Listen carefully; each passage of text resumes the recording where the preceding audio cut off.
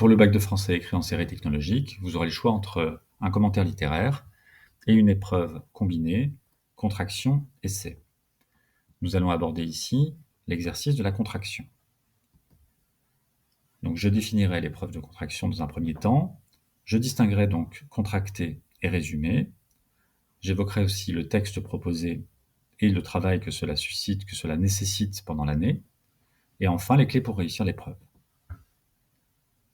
Voilà dans un premier temps un exemple de l'épreuve de contraction. Il s'agit d'un texte assez long, 750 à 800 mots, et d'une consigne très simple et qui sera toujours la même. Vous résumerez ce texte en 194 mots ici, mais ce sera en moyenne 180 à 200 mots.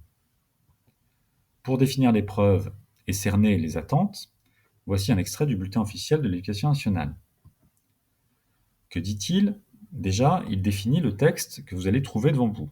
Ce texte sera, quoi qu'il arrive, une argumentation, c'est-à-dire un extrait de littérature d'idées. Deuxième élément, il s'agira d'un texte récent, donc issu d'une forme moderne et contemporaine de la littérature d'idées. Et vous trouverez donc un article de presse, par exemple, un extrait d'essai, un extrait de préface, de discours, etc. Toute forme, tout texte argumentatif, quel que soit son genre. La démarche, quelle est-elle? Il s'agira de reformuler une argumentation. Donc la reformuler de la manière la plus précise possible, en reprenant sa progression. Il faudra aussi respecter fidèlement l'énonciation, c'est-à-dire qui parle à qui, la thèse, donc quel est le contenu, l'opinion développée par celui qui s'exprime, et enfin la composition et le mouvement, c'est-à-dire la démarche de l'auteur. Le résultat de votre travail sera une réduction du texte initial au quart, c'est-à-dire que pour un texte de 700 à 800 mots, vous devrez donc produire, vous, un résumé de 175 à 200 mots. On a tendance à réduire cet exercice à un résumé. Or, le terme, même s'il est utilisé dans l'intitulé du sujet, finalement, ne décrit pas bien l'épreuve. C'est pour ça qu'on parle de contraction. Donc j'aimerais ici distinguer résumé et contracté. Il y a un point commun, il est formulé ici. Le point commun, c'est que l'un et l'autre des exercices cherchent à reformuler une argumentation, s'il s'agit d'un texte argumentatif. On va donc retrouver la thèse, les arguments, et la progression de ces arguments tels qu'ils ont été proposés par l'auteur. Mais la contraction apporte quelque chose en plus. La contraction doit respecter le texte initial, c'est-à-dire, comme nous l'avons dit précédemment, l'énonciation, la tonalité, la composition, la progression, etc. Donc c'est une sorte de réduction du texte initial. Pour illustrer cet exemple, cette comparaison, voici un exemple. Un extrait de Victor Hugo, des Caves de Lille. Donc Victor Hugo, que vous connaissez, a aussi été député, et alors qu'il est député, il constate les conditions terribles et misérables des habitants de Lille, des ouvriers qui vivent dans cette ville. Il veut alerter l'Assemblée et produit un discours en s'adressant donc aux députés. Il exprime son indignation et demande aux députés de mettre fin à cette misère par leurs décisions, par leurs lois.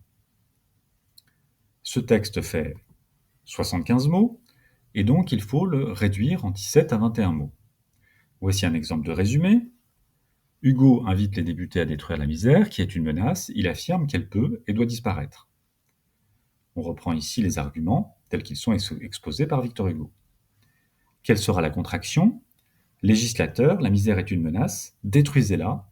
Je vous assure qu'elle n'est pas éternelle, elle est vouée à s'éteindre. Vous voyez que la contraction reprend également l'argumentation de Victor Hugo, c'est-à-dire cette idée d'une misère qu'il faut détruire, qui est une menace et qui doit disparaître, mais on reprend ici les caractéristiques du texte initial avec l'énonciation, donc le je de Victor Hugo, on se glisse dans la peau de Victor Hugo en utilisant la première personne, le vous adressé donc au député, le point d'exclamation qui montre l'expressivité du discours, et enfin cette image du jour et de la nuit qui est utilisée à la fin du texte, qu'on suggère à travers le verbe s'éteindre.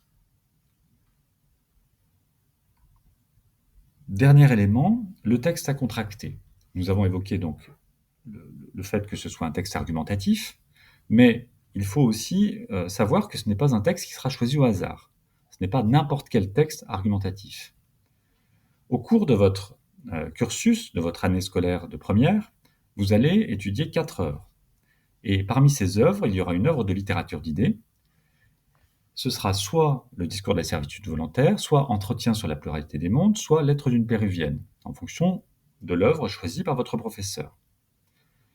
L'œuvre choisie sera associée à une thématique, une problématique. Donc ce sera Défendre et entretenir la liberté pour la première œuvre, Le goût de la science, ou encore Un nouvel univers s'est offert à mes yeux. Ce parcours est un axe qui est donné pour l'étude de l'œuvre, c'est-à-dire qu'on va suivre cette problématique et l'aborder à travers l'œuvre. Pourquoi j'évoque ici cette étude que vous allez mener en première? Parce que cette œuvre, qui sera choisie par votre professeur, va décider du thème, du contenu, du texte qui vous sera proposé en contraction. Si vous choisissez le discours de la servitude volontaire, par exemple, si c'est le texte que vous allez étudier, vous aurez très certainement un texte à contracter qui portera sur la liberté. Si c'est pour la deuxième œuvre, vous aurez certainement le thème de la science, et enfin, l'idée de découverte pour la troisième œuvre. Donc, c'est pour ça que l'épreuve de contraction comporte 3 textes, et vous devez donc choisir le texte qui correspond à l'œuvre que vous avez étudiée pendant l'année. Maintenant, quelques clés pour réussir. Ce que je viens de dire, c'est qu'il faut absolument que vous ayez approfondi l'œuvre étudiée en littérature d'idées, que vous la connaissiez bien et que vous connaissiez aussi le parcours.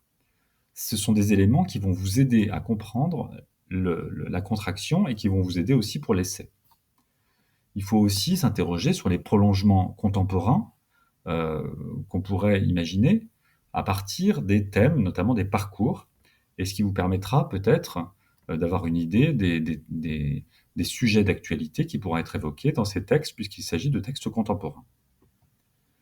Donc il faut travailler ces œuvres. Deuxième élément, il faut maîtriser la méthode. C'est une épreuve difficile, c'est une épreuve qui demande beaucoup de rigueur, et donc il faut absolument que vous travaillez ces compétences. D'abord, comprendre et analyser un texte argumentatif, travailler les versions successives au brouillon. Le brouillon est un outil indispensable pour réaliser une belle contraction. Et enfin, trouver les mots justes sans recopier, donc travailler la richesse du vocabulaire, la finesse des tournures, la qualité de la syntaxe, etc.